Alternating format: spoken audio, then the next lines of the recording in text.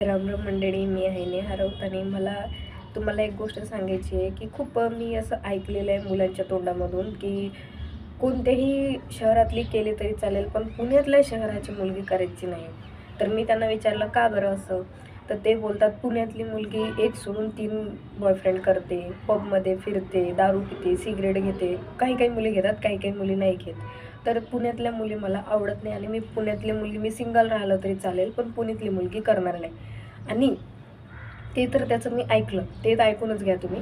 आणि त्याचं दुसरं बोलणं काय होतं, की पुण्यातलं तर जाऊ दे, जे गावातली मुलगी पुण्यात आलेली आहे, शिकलेली आहे, मला माहीत आहे, जे पण मुलगी गावातून आलेली आहे आणि पुण्यामध्ये शिकत आहे, कॉलेज करत आहे, तर त्यासुद्धा मुली हॉस्टेलमधून बाहेर जाऊन मस्त पबमध्ये जातील, पार्टी करतील, बॉयफ्रेंड ठेवतील, अशा प्रकारच्या असतात. तर मला ज्या पण आपल्या गावातून असो, पुण्यात आलेल्या आहेत, शिकलेल्या आहेत, ती मुलगी कशीच करायची नाही. मी त्याला विचारलं, "ठीक आहे, चालतं, पण तू पण एक दिवस तू पण असं झालेला आहेस ना, इकडे शिकायला आलेला आहेस."